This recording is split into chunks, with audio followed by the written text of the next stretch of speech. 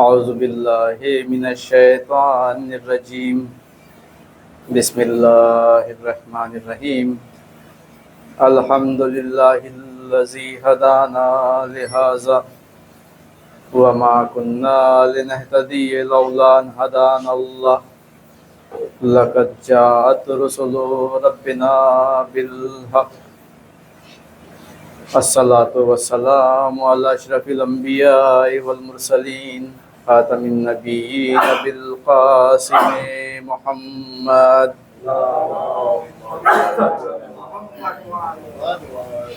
وعلى آل الطیبین الطاہرین المعصومین ولعنۃ اللہ علی اعدائهم اجمعین من یومنا ھذا الی یوم الدین اما بعد فقد قال رسول اللہ صلی اللہ علیہ وآلہ وسلم انی تارک فیکم الثقلین کتاب اللہ و عترتی اہل بیتی ما ان تمسکتم بہما لن تضلوا بعدی ابدا وانہما لن یفترقا حتی یرد علی الحوض۔ صلوات پڑھی محمد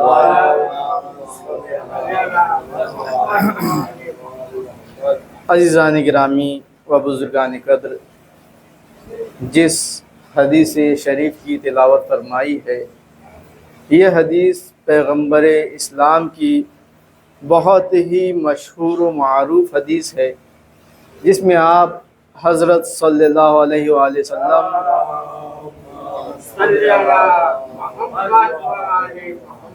ارشاد فرما رہے ہیں کہ میں تمہارے درمیان دو غرا قدر چیزیں چھوڑے جا رہا ہوں، ایک اللہ کی کتاب اور دوسرے میرے اہل بیت۔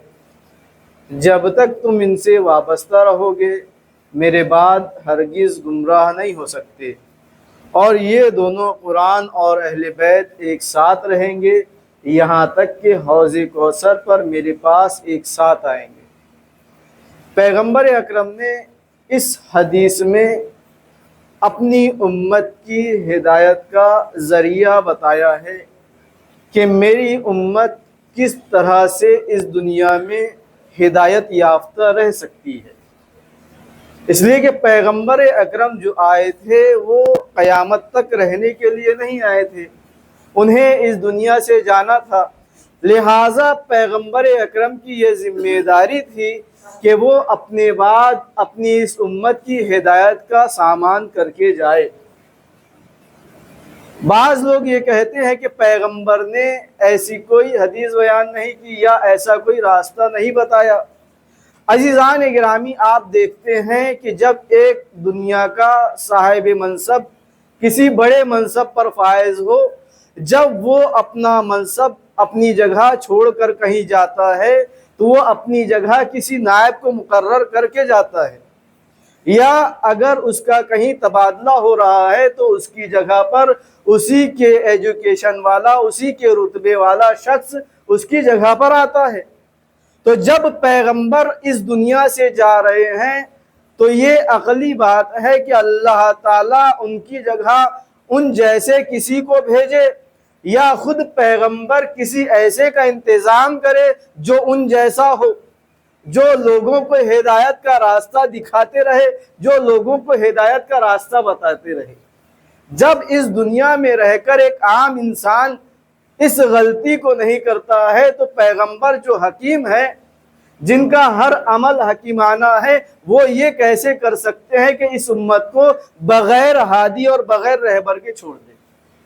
لہٰذا پیغمبر کی یہ حدیث بتا رہی ہے کہ پیغمبر جب اس دنیا سے گئے تو پیغمبر ایسے ہی نہیں چلے گئے، بلکہ انہوں نے اپنی امت کی ہدایت کا پورا انتظام کر دیا اور ارشاد فرما دیا کہ میں تمہارے درمیان دو غرا قدر چیزیں چھوڑے جا رہا ہوں، ایک قرآن اور دوسرے میرے اہل بیت۔ جب تک تم ان سے وابستہ رہو گے میرے بعد ہرگز گمراہ نہیں ہو سکتے۔ تو عزیزان گرامی، پیغمبر تو اس دنیا سے چلے گئے، اور وہ کتاب جو اللہ تعالیٰ نے معجزہ بنا کر پیغمبر پر نازل کی تھی وہ کتاب آج تک باقی ہے۔ قرآن مجید جو ہمارے ہاتھوں میں موجود ہے، اللہ کی بہترین کتاب، آسمانی کتاب، جسے اللہ تعالیٰ نے معجزہ بنا کر بھیجا، تو یہ کتاب موجود ہے۔ تو پیغمبر کی حدیث کے مطابق ایک صاحب کتاب کا ہونا بھی ضروری ہے، جو اس قرآن کی باتوں کو ہم تک پہنچاتا رہے، ہم تک بتاتا رہے۔ تو وہی ہمارے امام زمانہ علیہ السلام۔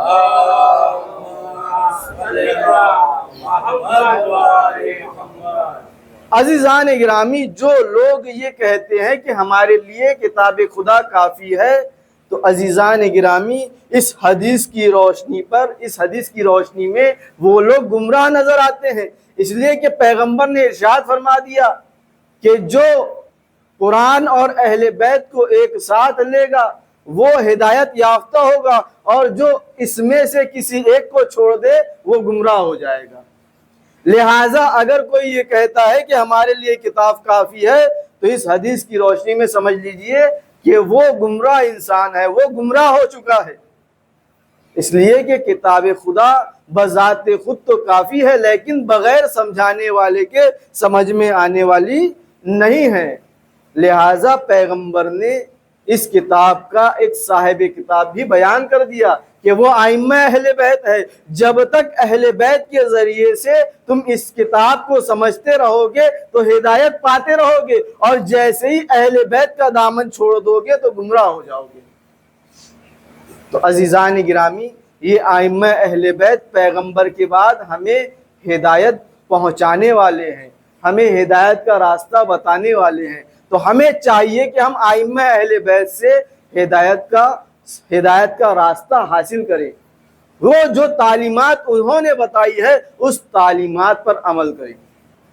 عزیزان گرامی، ایسا نہیں ہے کہ پیغمبر اکرم نے اپنے رشتہ داروں کو رشتہ دار ہونے کی بنا پر اہل بیت بنا دیا ہو، اہل بیت ہونے کا اعلان کر دیا ہو، نہیں، بلکہ یہ جو اعلان کیا ہے وہ اللہ تعالیٰ کی جانب سے۔ اس لیے کہ ہمارا نبی تو کچھ کہتا ہی نہیں جب تک کہ وحی الہی نازل نہ ہو جائے۔ وما ينطق عن الهوى ان هو الا وحی یوحى، کہ ہمارا نبی تو نطق کرتا ہی نہیں جب تک کہ وحی الہی نازل نہ ہو جائے۔ تو یہ پیغمبر جو اہل بیت کو ہدایت کا راستہ بتا رہے ہیں، یہ اپنی طرف سے نہیں بلکہ اللہ تعالیٰ کی جانب سے حکم خداوندی سے بیان کر رہے ہیں۔ تو عزیزان گرامی، یہ ائمہ اہل بیت یہ صفات و کمالات میں ویسے ہی ہے جیسے کہ پیغمبر اکرم ہیں۔ تو عزیزان گرامی، یہ ائمہ اہل بیت ہمیں ہدایت کا راستہ بتانے والے ہیں، ہمیں چاہیے کہ ہم ان سے ہدایت حاصل کریں۔ آج کچھ باتیں میں آپ کے سامنے امام جعفر صادق علیہ السلام کی بیان کرتا ہوں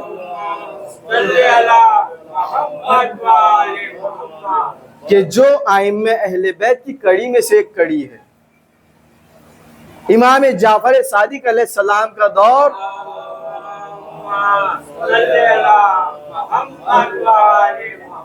وہ دور رہا ہے کہ جس میں امام نے بہت زیادہ علم کو فروغ دیا ہے، بہت زیادہ علم کی نشو و نما امام کے زمانے میں ہوئی ہے۔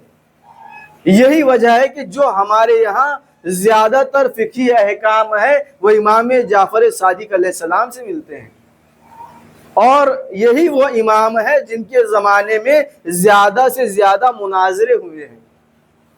منصور دوانقی کا دور ہے کہ منصور دوانقی کے دور میں امام جعفر صادق علیہ السلام ہیں۔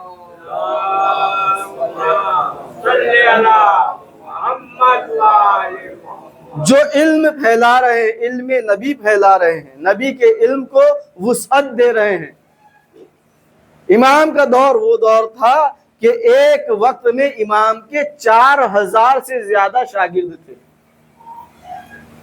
تو امام کا ایک صحابی، امام کا چاہنے والا امام کی خدمت میں آتا ہے، عرض کرتا ہے، مولا آپ کے شاگرد 4000 سے زیادہ شاگرد ہیں، اتنے تو آپ ائمہ اہل بیت کے شاگرد کسی زمانے میں نہیں رہے، تو آپ کو چاہیے کہ آپ قیام کریں اور اپنے حق کو حاصل کر لیں، حکومت کے خلاف قیام کریں۔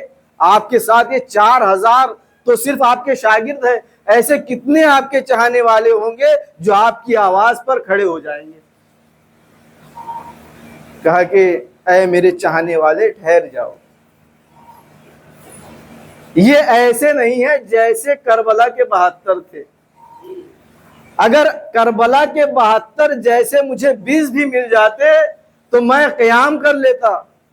تو وہ شخص کہتا ہے مولا کیا ان لوگوں میں 20 بھی ویسے نہیں ہیں؟ کہا کہ نہیں 20 بھی ویسے نہیں ہیں۔ کہا کہ مولا میں تو دیکھ رہا ہوں کہ سب آپ کے چاہنے والے ہیں، سب آپ کے ماننے والے ہیں۔ اب یہ جب سمجھ نہیں رہا تھا تو امام جانتے ہیں کہ کسے کس طرح سے سمجھانا ہے۔ امام کا چاہنے والا ہے، امام کا ماننے والا ہے، سامنے تنور جل رہا تھا جس میں آگ روشن تھی، جسے ہم اپنے یہاں اپنی زبان میں تندور کہتے ہیں، جس میں تندوری روٹیاں بنائی جاتی ہیں، سامنے وہ جل رہا تھا۔ اب آزمانے کے لیے امام نے ایک مرتبہ کہا کہ اے شخص اس تنور میں کود جاؤ۔ تو وہ شخص کہتا ہے مولا مجھے معاف کیجئے، مجھ سے غلطی ہو گئی، میرے چھوٹے چھوٹے بچے ہیں، میں نے تو آپ سے ایسے ہی کہہ دیا تھا، آپ تو برا مان گئے، ناراض ہو گئے۔ اب اسی وقت ہارون مکی سفر حج سے لوٹ رہے تھے، وہ لوٹے امام کی خدمت میں، امام کی زیارت کے لیے آ رہے تھے۔ آ کر انہوں نے امام کو سلام کیا اور امام نے جواب دیا۔ اب اس کے بعد کوئی کلام نہیں کرتے، اس ہارون مکی سے کہتے ہیں اے ہارون اس تنور میں کود جاؤ۔ اب یہ دیکھیے ہارون مکی کو چاہنے والا کیسا ہوتا ہے، امام پر قربان ہونے والے کیسے ہوتے ہیں، نہ کوئی سوال کیا نہ کچھ پوچھا، فوراً تنور میں جا کر کود گئے۔ اب یہ جو چاہنے والا تھا گھبرا رہا ہے کہ میں نے یہ کیا سوال کر لیا، میرے سوال کی وجہ سے بیچارے ہارون مکی یہ ہلاک ہو گئے۔ اب امام اطمینان سے اس سے سوال جواب کر رہے ہیں کہ بتاؤ میرا وہ چاہنے والا فلاں مقام پر وہ کیسا ہے، اس کے گھر والے کیسے ہیں، فلاں شخص کیسا ہے۔ اب یہ بے چین ہو رہا ہے کہ وہاں وہ جل رہے ہیں اور یہاں امام سوال پہ سوال کر رہے ہیں، اس سے جواب دینا بھی نہیں ہو رہا ہے۔ کہا کہ مولا یہ سوال جواب چھوڑیے، دیکھیے ہارون کو چل کر دیکھیے اس کا کیا حال ہے، وہ جل بھن کر خاک ہو گیا ہوگا۔ اب امام آتے ہیں تنور کے پاس، تنور کا ڈھکن ہٹایا تو کیا دیکھتے ہیں، ہارون مکی گلزار میں بیٹھے ہوئے ہیں۔ صلوات پڑھے محمد و آل محمد۔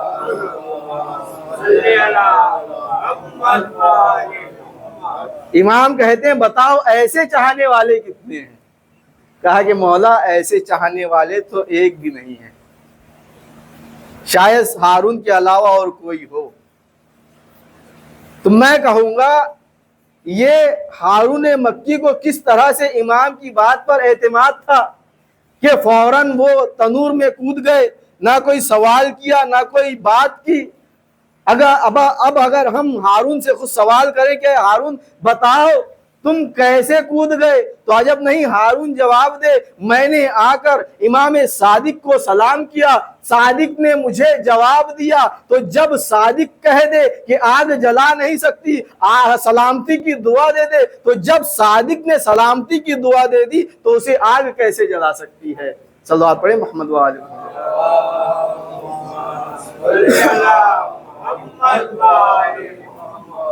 عزیزان گرامی، یہ ہے ائمہ اہل بیت جن سے ہمیں علم لینے کی ضرورت ہے، جن سے ہمیں ہدایت حاصل کرنے کی ضرورت ہے۔ امام کے زمانے میں 4000 سے زیادہ شاگرد تھے، تو امام نے کچھ ایسے شاگرد بھی تیار کیے تھے جنہوں نے خود مناظرہ کر کے لوگوں کو شکست دی ہے۔ ایسے ہی امام کے ایک شاگرد ہے ہشام ابن حکم، یہ کوفے میں رہتے تھے۔ انہوں نے سنا کہ بصرے میں ایک امام ہے جو امامت اہل بیت کے خلاف باتیں کر رہا ہے، لوگوں کو بہکا رہا ہے۔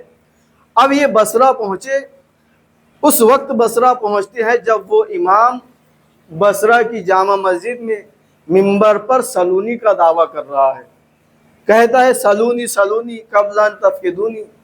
یہ کس کا دعویٰ ہے؟ یہ مولا علی کا دعویٰ ہے۔ اب جب ہشام نے یہ سنا، مسجد میں پہنچے، داخل ہو گئے، ابھی 16 سال کی عمر ہے، بچے ہیں، وہاں پہنچے مسجد میں بیٹھے ہیں۔ جب یہ دعویٰ سنا تو اب کھڑے ہو گئے نادان بن کے، کہا کہ میرے چند سوالات ہیں، کہ آپ میرے سوالوں کا جواب دیں گے؟ کہا کہ پوچھو، جو پوچھنا چاہتے ہو پوچھو۔ تو اب یہ ہشام سوال کرتے ہیں، کہتے بتاؤ تمہاری آنکھ ہے؟ جب یہ سوال ہوا تو اس شخص کا نام عمر تھا۔ کہتے یہ کیا بے وقوفی والے سوال کر رہے ہو، یہ بھی کوئی جواب دینے والے سوال ہے؟ کہا کہ تم نے دعویٰ تو بہت بڑا کیا ہے اور میرے سوال ایسے ہی ہے، اگر جواب نہیں دینا ہے تو اپنے دعوے سے مکر جاؤ، سلونی کا دعویٰ مت کرو۔ کہا کہ تم سوال کرو، میں جواب دیتا ہوں۔ ہاں میری آنکھ ہے۔ کہا کہ آنکھ سے کیا کرتے ہو؟ کہا کہ آنکھ سے دیکھتا ہوں۔ پھر سوال کرتے، کہا کہ تمہارے کان ہے؟ کہا کہ ہاں کان بھی ہے۔ کان سے کیا کرتے ہو؟ کان سے سنتا ہوں۔ اس کے بعد پھر سوال کرتے ہیں، کہا کہ یہ بتاؤ تمہاری ناک ہے؟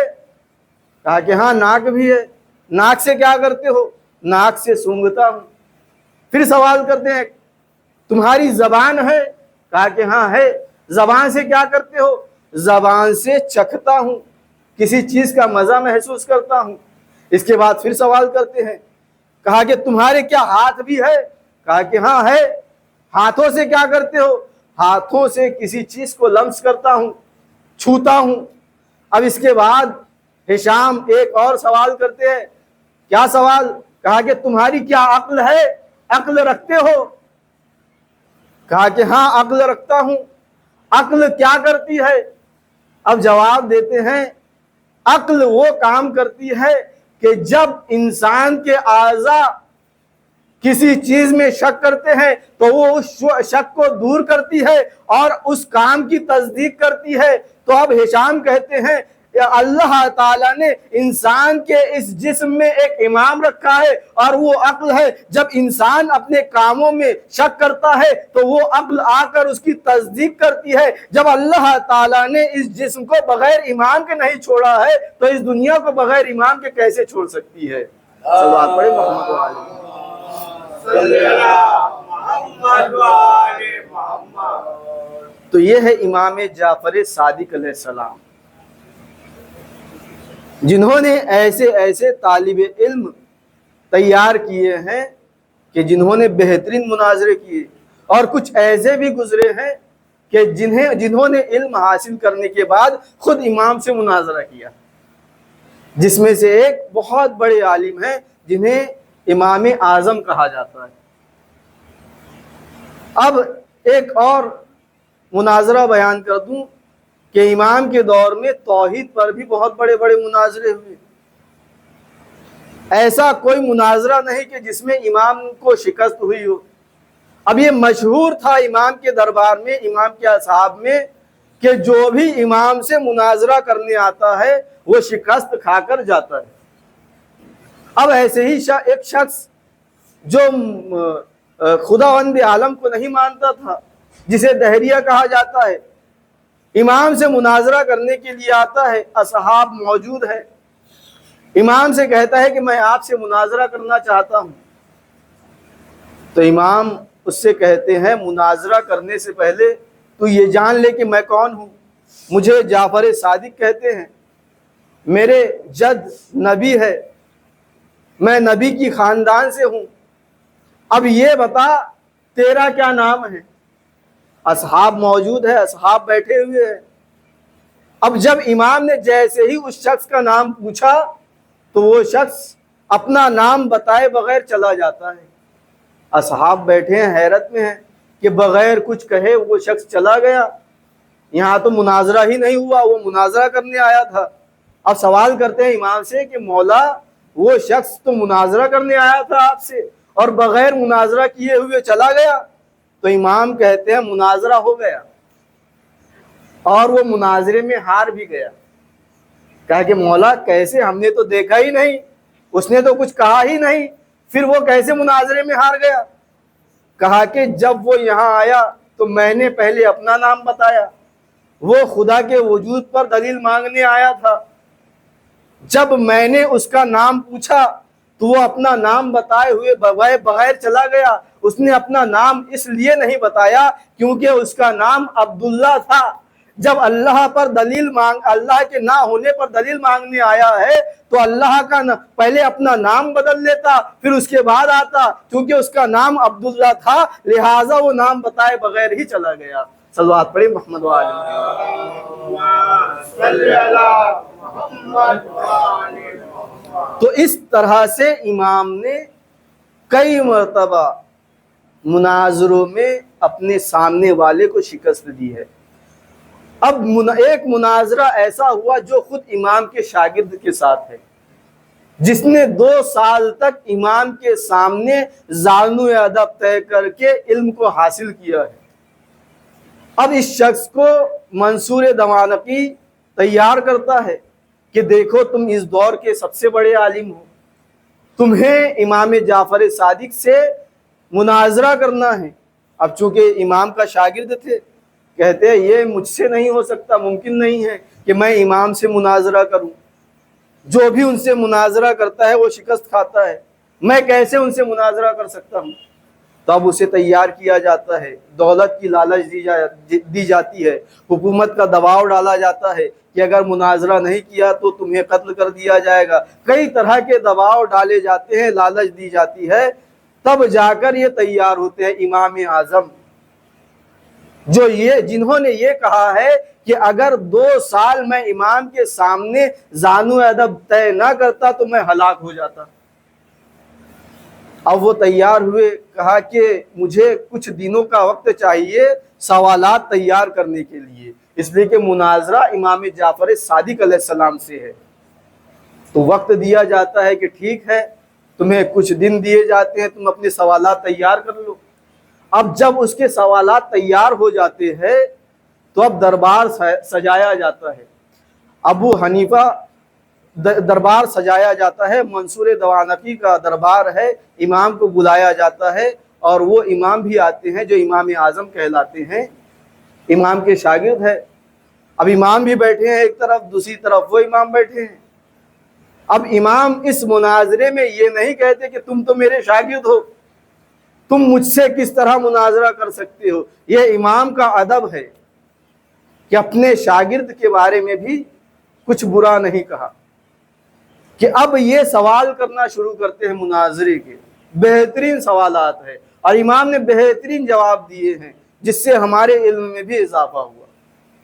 اب پہلا سوال کرتا ہے کہ یہ بتائیے کہ ذبیحہ کیوں حلال ہے اور مردار کیوں حرام ہے؟ تو اب امام جواب دیتے ہیں ذبیحہ اس لیے حلال ہے کیونکہ جانور کو ذبح کرنے کے بعد اس کا خون نکل جاتا ہے، اور مردار اس لیے حرام ہے کیونکہ مردار کے بدن میں خون باقی رہتا ہے اور اللہ تعالیٰ نے خون کو حرام قرار دیا ہے۔ پھر سوال کرتے ہیں کہ اللہ تعالیٰ نے خون کو کیوں حرام قرار دیا ہے؟ تو امام فرماتے ہیں اللہ تعالیٰ نے خون میں کچھ بیماریاں رکھی ہے کہ جو خون کو کھاتا ہے اسے کوڑ کی اور جذام کی بیماری ہوتی ہے، اور اللہ تعالیٰ نہیں چاہتا کہ اس کے بندوں کو کوئی بیماری ہو، کوئی نقصان ہو۔ اب اس کے بعد پھر سوال کرتا ہے کہ جو جانور کا گوشت بازاروں میں بکتا ہے ہم یہ کیسے معلوم کریں کہ یہ جانور ذبیحہ کیا ہوا ہے یا مردار کا ہے؟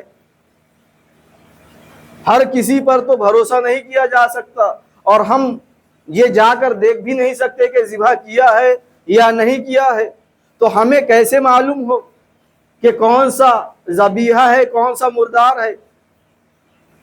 اگر کوئی کسی کسائی نے خیانت کی ہو، مردار کا گوشت بیچ رہا ہو، تو ہم کیسے پہچانیں گے؟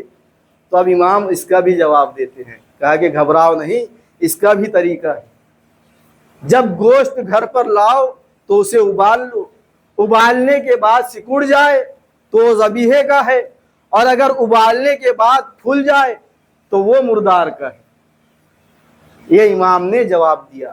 ایسے کئی 40 سوالات انہوں نے کیے اور امام نے 40 سوالوں کا جواب دیا ہے۔ اب اس کے بعد پھر سوال کرتے ہیں کہ مچھلی کس طرح سے حلال ہوتی ہے؟ تو امام نے بیان کیا اگر پانی کے باہر آ کر مرے تو حلال ہے، اور پانی کے اندر مر جائے تو حرام ہے۔ تو پھر وہی سوال کہ بہت سی بازار میں مچھلیاں مری ہوئی ہوتی ہے، ہم کیسے پہچانیں کہ کون سی مچھلی حلال ہے کون سی حرام ہے؟ تو امام فرماتے ہیں وہ مچھلی جو باہر آ کر مرتی ہے وہ تڑپتی ہے، تڑپنے کی وجہ سے اس کے سر میں جو بدن کا پورا خون ہوتا ہے اس کے سر میں آ کر جمع ہو جاتا ہے، تو جب اس کے سر کو کاٹا جاتا ہے اس کے سر سے خون نکلتا ہے۔ اور جو مچھلی پانی میں رہ کر مرتی ہے اس کے سر میں خون نہیں آتا، اس کے بدن میں رہتا ہے، تو جس کے سر میں خون آ جائے سمجھ لو وہ حلال ہے، جس کے سر میں خون نہ آئے وہ حرام ہے۔ یہ امام نے بہترین جوابات دیے ہیں۔ پورا مناظرہ تو میں بیان نہیں کرتا، بس ایک آخری سوال بیان کرتا ہوں امام کا اور تمام۔ پھر امام سے سوال ہوا کہ جو آپ کے چاہنے والے ہیں جو شیعہ کہلاتے ہیں، دیکھا یہ جاتا ہے کہ عموماً وہ عمل میں پیچھے رہتے ہیں، یعنی نماز میں، روزوں میں، عبادات میں وہ پیچھے نظر آتے ہیں، عمل کم کرتے ہیں، اور جو آپ سے تعلق نہیں رکھتے وہ عمل میں بہت آگے نظر آتے ہیں، نماز میں اول صف میں ہیں، 5 وقت کی نماز پابندی کے ساتھ پڑھتے ہیں، روزہ رکھتے ہیں، حج کرتے ہیں، تو اس میں کیا وجہ ہے، کیا بات ہے؟ تو امام فرماتے ہیں، امام نے جواب دیا کہ دیکھو شیطان نے پہلے ہمارے شیعوں کو عمل عقیدے میں بہکانے کی کوشش کی کہ ائمہ اہل بیت کو نہ مانو، تو وہ پریشان ہو گیا، عقیدے میں بہکا نہیں سکا، لہٰذا وہ ہمارے چاہنے والوں کو عمل میں بہکاتا رہتا ہے۔ لیکن ہمیں یہ چاہیے کہ ہم عمل میں آگے رہیں، ایسا نہیں ہے کہ ہم عمل میں پیچھے رہیں۔ شیطان ہمارے پیچھے لگا ہوا ہے، شیطان ہمیں بہکاتے رہتا ہے کہ ہم عمل سے دور رہیں۔ اب امام نے فرمایا شیطان انہیں بہکاتے رہتا ہے کہ یہ ان کا عمل کچھ کم ہو جائے تاکہ قیامت کے روز انہیں کچھ تو سزا مل سکے، اور شیطان یہ جانتا ہے کہ بغیر ائمہ اہل بیت کے کوئی بھی عمل قابل قبول نہیں ہے، لہٰذا چونکہ جب اس نے دیکھا جو دوسرے لوگ ہیں جو ہمیں نہیں مانتے ان کا دامن اہل بیت کی مودت سے خالی ہے، لہٰذا یہ جتنا بھی عمل کرتے جائیں ان کا کوئی بھی عمل قابل قبول نہیں ہے، لہٰذا وہ ان کے عمل کے پیچھے کوئی محنت ہی نہیں کرتا ہے۔ تو یہ امام نے بتا دیا کہ بغیر ائمہ اہل بیت کی ولایت کے، بغیر ان کی مودت کے کوئی بھی عمل قابل قبول نہیں ہے، اس لیے کہ اللہ تعالیٰ نے خود قرآن مجید میں ارشاد فرمایا ہے قُلْ لَا أَسْأَلُكُمْ عَلَيْهِ أَجْرًا إِلَّا الْمَوَدَّةَ فِي الْقُرْبَى، کہ اے رسول ان سے کہہ دو کہ میں اجر رسالت اس کے سوا نہیں چاہتا کہ میرے اہل بیت سے مودت اختیار کریں۔ تو امام نے بھی بتا دیا کہ بغیر ائمہ اہل بیت کی ولایت کے کوئی بھی عمل قابل قبول نہیں ہے۔ اب وہ جو عالم دین تھے، عالم تھے، لہٰذا ایک مرتبہ برجستہ اپنی جگہ سے کھڑے ہو جاتے ہیں اور اعتراف کرتے ہیں کہ اس وقت آپ سے بڑا اس دنیا میں کوئی عالم نہیں ہے۔ یہ مناظرہ خود بتا رہا ہے کہ امام کتنے بڑے عالم ہیں۔ تو ہمیں پیغمبر کی حدیث پر عمل کرتے ہوئے ائمہ اہل بیت سے ہدایت حاصل کرنی چاہیے، جیسا کہ پیغمبر نے ارشاد فرمایا ہے کہ میں تمہارے درمیان 2 غرہ قدر چیزیں چھوڑے جا رہا ہوں، ایک قرآن اور دوسرے میرے اہل بیت۔ تو ہمیں قرآن اور اہل بیت دونوں کے ساتھ وابستہ رہنا ہے اور عمل کے میدان میں بھی پیچھے نہیں رہنا ہے، اس لیے کہ اگر ہم عمل کے میدان میں پیچھے رہتے ہیں تو شیطان اپنے مقصد میں کامیاب ہوتا ہوا نظر آتا ہے، تو ہمیں شیطان کو بھی اپنے مقصد میں کامیاب ہونے نہیں دینا ہے، ہمیں عمل کے میدان میں بھی آگے رہنا ہے۔ وصلی علی محمد وآلہ الطیبین الطاہرین المعصومین۔ خدایا بے